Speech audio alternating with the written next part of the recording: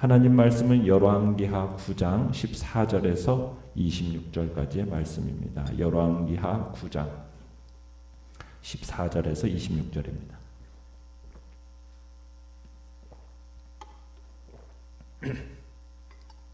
열왕기하 9장 14절에서 16절 우리 26절 한 목소리로 같이 읽겠습니다. 시작.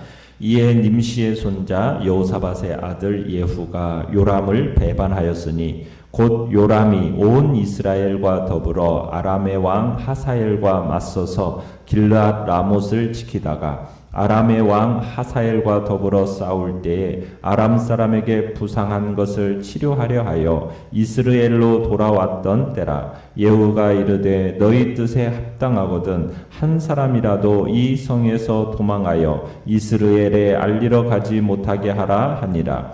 예후가 병거를 타고 이스라엘로 가니 요람 왕이 거기 누워 있었음이라. 유다의 왕 아하시아는 요람을 보러 내려왔더라. 이스라엘 망대에 파수꾼 하나가 서 있더니 예후의 무리가 오는 것을 보고 이르되 내가 한 무리를 보나이다 하니 요람이 이르되 한 사람을 말에 태워 보내어 맞이하여 평안하냐 묻게 하라 하는지라. 한 사람이 말을 타고 가서 만나 이르되 왕의 말씀이 평안하냐 하시더이다 하매 예후가 이르되 평안이 내게 상관이 있느냐 내 뒤로 물러나라 하니라. 파수꾼이 전하여 이르되 사자가 그들에게 갔으나 돌아오지 아니하나이다 하는지라. 다시 한 사람을 말에 태워 보내었더니 그들에게 가서 이르되 왕의 말씀이 평안하냐 하시더이다 하매 예후가 이르되 평안이 내게 상관이 있느냐 내 뒤를 따르라 하더라. 파수꾼이 또 전하여 이르되 그도 그들에게까지 갔으나 돌아오지 아니하고 그 병거 모는 것이 nim시의 손자 예후가 모는 것 같이 미치게 모나이다 하니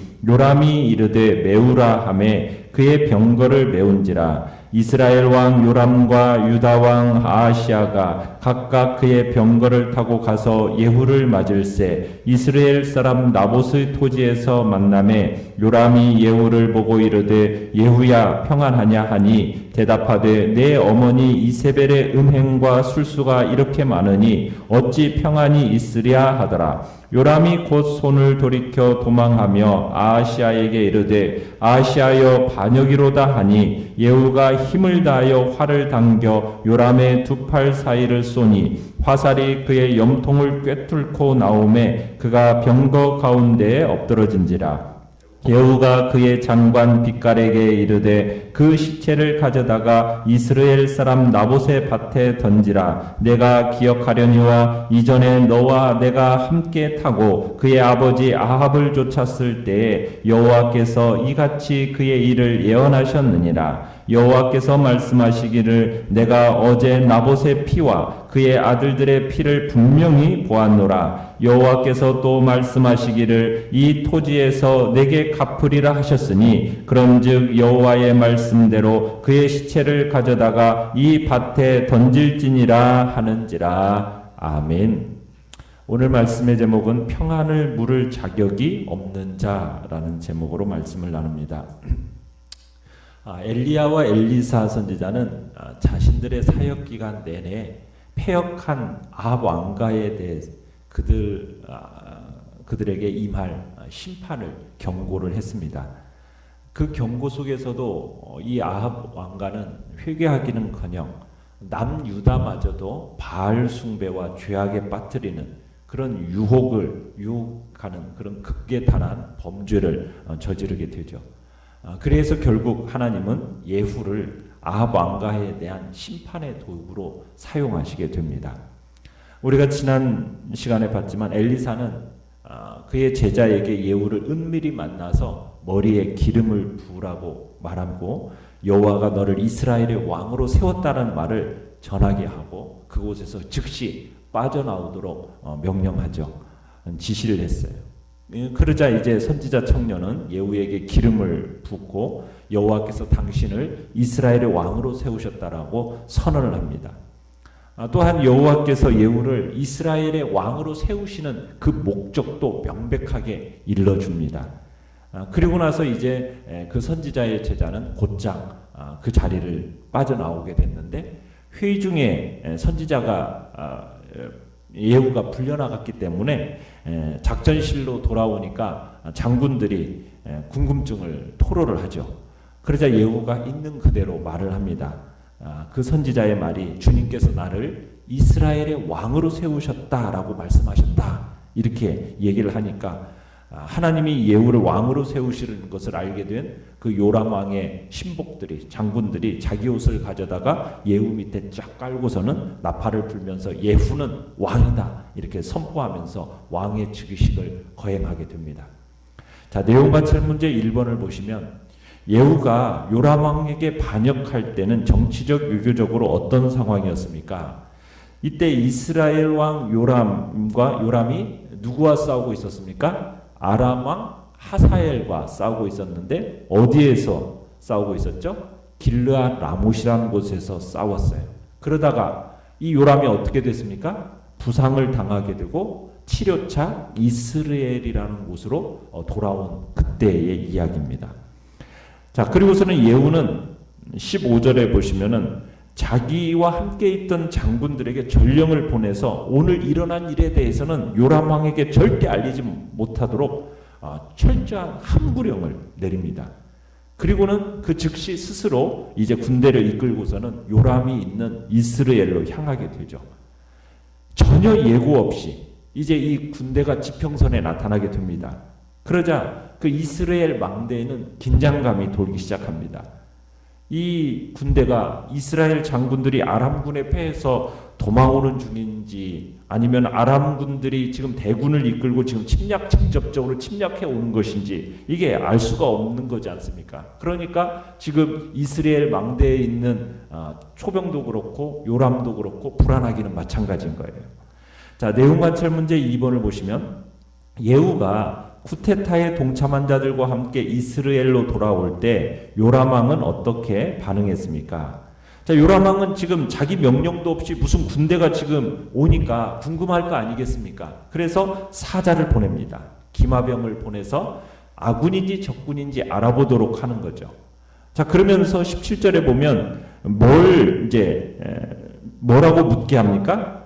평안하냐라는 질문을 던지게 합니다. 자, 이 평안하냐라는 이 질문 속에는 일은 잘 되었느냐, 전쟁에서 이겼느냐, 아마 이런 의미가 들어 있었겠죠. 자, 그 초병이 가서 그런 질문을 던지니까 예후가 사납게 일갈하면서 뭐라고 얘기를 합니까? 18절에 보니까 평안이 내게 상관이 있느냐, 내 뒤로 돌이켜라. 그러니까 이 말은 더 이상 왕의 부하로서 자기 앞에 저항하지 말고 너도 내 수하에 즉시 지금 복종하라, 지금 그런 의미가 있는 겁니다. 그러니까 이 왕의 사자가 단번에 사태를 짐작하죠. 그리고서는 즉시로 예후 편에 섭니다. 그러니까 보낸 기마병이 돌아오지 않는 거예요. 그러니까 요람 왕이 또 한 번에 걸쳐서 보냅니다. 두 번째 기마병을 보냈는데 돌아와요, 안 돌아와요? 돌아오질 않는 거예요. 그러니까 예후가 이들을 돌려보내지 않으니까 이게 이제 다 누구 편이 된 겁니까? 예후 편으로 흡수가 된 거죠. 그러면서 이제 폭풍처럼 계속 진군해 오는 겁니다. 자, 그런데 망대에서 이 광경을 지켜보던 파수꾼이 왕에게 이 사실을 보고하고 군대를 지휘해 오는 사람이 누구 같다라고 지금 덧붙이고 있습니까? 예후처럼 보인다라고 덧붙입니다. 그러니까 이 군인이 먼 발치에서 말을 몰고 오는 사람이 예후라고 판단하는 데는 그만한 이유가 있어요. 왜냐하면 예후는 마차를 모는 방법이 남달랐기 때문입니다. 그래서 그 병거 모는 것이 nim시의 손자 예후가 모는 것 같이 미치게 모나이다. 여기서 미치게 문다라는 것은 오늘날로 말하면 마치 오토바이를 폭주족들이 그냥 막 쌩쌩 달리듯이 그런 식으로 이 nim시 손자 예후는 그런 식으로 이렇게 몰았던 것 같아요. 그러니까 오늘날의 어떤 폭주족에 비교할 수 있겠죠. 자, 그러면서 이스라엘의 최고의 용장인 예후가 무슨 일로 왕의 명령도 없이 전선을 이탈해서 저토록 맹렬히 막 대군을 이끌고 달려오니까 이 요람 왕이 궁금증을 이기지 못한 겁니다. 그래서 더 이상 기다리지 못하고 유다의 왕 아하시아와 더불어서 직접 병거를 몰고서는 예후를 맞으러 나갑니다. 그러면서 22절에 이제 예후를 향하여서 말하죠. 예후 장군, 평화의 소식이요? 이 말은 통상적으로 서로 나누는 인사말입니다. 우리의 말로 말하면 안녕하십니까? 라는 어떤 그런 의미이기도 합니다. 자, 요람은 이 순간까지 예후의 반역을 알아차리지 못한 거예요. 아람군에게 어떤 극적인 승리를 거두고 개선한 것으로 착각했던 것 같습니다. 근데 요람 왕은 믿는 도끼에 발등 찍히듯이 이제 반역을 경험하게 되는데, 예후는 지금 반갑게 맞이하는 요람을 매서운 눈으로 쳐다보면서 22절에 뭐라고 얘기하고 있습니까?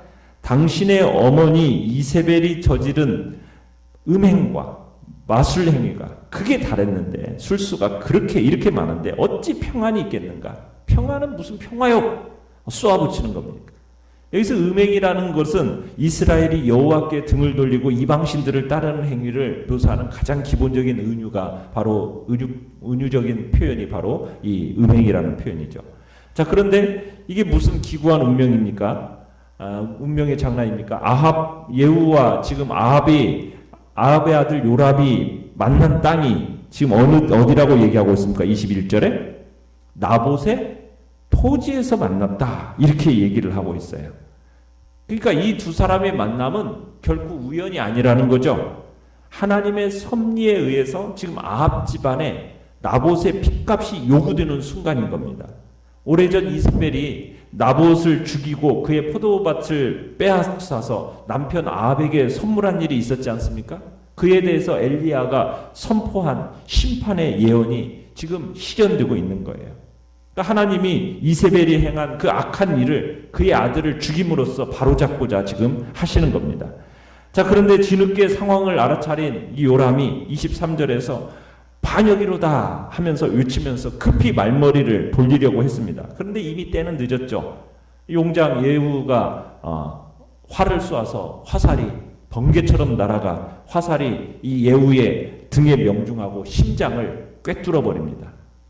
아합의 아들 요람은 이렇게 해서 전혀 예상치 못하게 자기 부하의 반역으로 인해서 죽임을 당하고 말게 되는 거죠.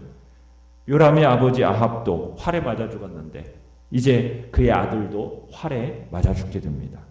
자, 연구와 묵상 문제 3번을 보시면, 왜 예후는 그의 장관 빗갈에게 요람 왕의 시체를 나봇의 밭에 던지라고 합니까?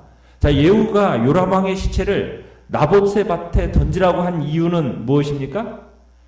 여호와께서 그렇게 예언하셨기 때문입니다. 지금 예후가 지금 요람의 시신을 끌어안고 있는 그 빗갈에게 소리를 치는 거예요. 그 시체를 들고 가서 이스라엘 사람 나봇의 밭에 던지라는 겁니다. 당신은 나와 당신이 그 아버지 아합의 뒤에서 나란히 병거를 몰고 다닐 때 여호와께서 그를 두고 선포하신 말씀 당신도 기억하지 않습니까? 주님께서, 여호와께서 아합에게 내가 어제 나봇과 그의 아들들의 흘린 피를 내가 분명히 봤다. 내가 바로 이 밭에서 내가 너에게 그대로 갚겠다. 이렇게 주님께서 말씀하신 거 당신도 듣지 않았습니까? 그러니 당신 지금 이제 그 시체를 들고 가서 주님의 말씀대로 이 밭에 던져버리십시오. 엘리야 선지자로부터 들었던 말을 기억하면서 이제 하나님께서 이 땅에서 나봇의 죽음을 신원해 주실 것을 이제 그 예언을 기억하면서 지금 다른 데로 끌고 갈 것 없이 이곳에다가 시체를 던져버리라고 지금 명령하고 있는 겁니다. 그래서 던져지게 된 거고, 결국 요람이 묻힐 무덤은 바로 이세벨과 아합이 나봇에게 강탈당한 그 땅이 되고 만 거죠. 하나님의 심판, 그 심판하신 예언은 그대로 무섭게 정확하게 이루어지는 겁니다. 자식에 대해 가서 정말 무섭도록 정확하게 이루어져요. 그러니까 예후는 자신이 요람을 죽여 그곳에 던짐으로써 하나님의 심판이다라는 것을 모두에게 상기시키고 있는 겁니다. 그러니까 하나님은 악하고 기만하는 사람, 그 기만한 사람들이 감행한 억울한 죽음, 결코 그냥 그대로 보지 않으시고 세대가 지나가더라도 잊지 않으시고 심판하시는 분이 하나님이신 거죠. 죄의 값에 대한 사망, 그 사망으로서 반드시 심판하신다라는 것을 우리에게 보여주고 있는 겁니다. 느낀 점 4번을 보시면 예후는 요람왕의 질문에 내 어머니 이세벨의 음행과 술수가 이렇게 많으니 어찌 평안이 있으랴 라고 대답합니다. 무엇을 느낍니까? 요람은 평안을 물을 자격이 없는 자이고 평안과는 아무 상관이 없는 자라는 것을 이 말 속에서 우리가 느끼게 됩니다. 왜냐하면 평안이라는 것은 그것을 주시는 하나님을 알고 믿을 때에만 얻을 수 있기 때문이에요. 진정한 평안은 인간이 만들어가는 게 아닙니다. 진정한 평안은 하늘에서부터 내려오는 거예요. 어떤 사람에게 그 평안이 내려오는 겁니까? 하나님을 알고 그분의 말씀에 순종하는 자들에게 하나님께서 베풀어 주시는 은혜가 평안입니다. 이사야 26장 12절에서 여호와여 주께서 우리를 위하여 평강을 베푸시오리니 주께서 우리의 모든 일도 우리를 위하여 이루심이니이다. 평강은 하나님이 베푸시는 선물이에요. 그러니까 우리의 삶이 하나님의 말씀에 합당하고 우리의 영이 하나님의 보좌를 향하여 바로 서 있을 때 비로소 우리의 삶에 오는 게 무엇이라고요? 평안입니다. 평안. 악인이 누리는 평안이라는 것은 어떻게 보면은 모래성과 같은 겁니다. 그들은 세상이 주는 그 평안을 잠깐 얻을지는 몰라도 그건 금방 무너져 버리고요. 그리고 모든 근심과 걱정을 초월하는 하나님이 주시는 평안은 얻을 수가 없습니다. 진정으로 하나님께서 주시는 평안을 얻기를 원한다면 우리의 모습 속에서 악은 제하고 우리의 삶 속에 진정 하나님을 알고 그분을 향한 믿음으로 진리의 말씀을 향하여 순종의 길을 걸어가는 그 길만이 참된 평강이 우리에게 주어지는 비결이라는 것을 보여주고 있는 겁니다. 그래서 이사야 48장 22절에서는 여호와께서 말씀하시되 악인에게는 평강이 없다 이렇게 분명하게 선언하고 계시는 것입니다. 우리는 하나님이 주시는 참된 평강, 주님이 주시는 은혜의 선물인 그 평강을 정말 하나님 앞에 딱 서서 주님의 보좌 앞에 서서 그분으로부터 흘러나오는 그 하늘의 진정한 평안들을 맛보며 살아가는 복된 은혜를 누리시기를 간절히 축원합니다. 결단과 적용 5번을 보시면 우리의 가정과 나라에 평안이 없는 이유는 뭐라고 생각하십니까? 하나님께로부터 오는 진정한 평안을 누리기 위해 오늘 내가 돌이켜야 할 부분과 간구해야 할 부분은 무엇입니까? 주님 앞에서 혹여나 내가 하나님 앞에 진리의 말씀에 순종하지 못한 부분이 있다면 이 시간에 회개하고 정말 하나님 앞에서 딱 서서 그분과의 만남을 통해 하늘에서 내려부터 오는 그 신령한 그 평강을 누릴 수 있도록 진리에 견고히 세워주시도록 기도하시길 바랍니다. 오늘의 기도 같이 한번 읽겠습니다. 시작. 하나님을 아는 지식과 하나님을 신뢰하는 믿음을 통해 참 평안을 누리게 하소서. 아멘. 말씀을 생각하면서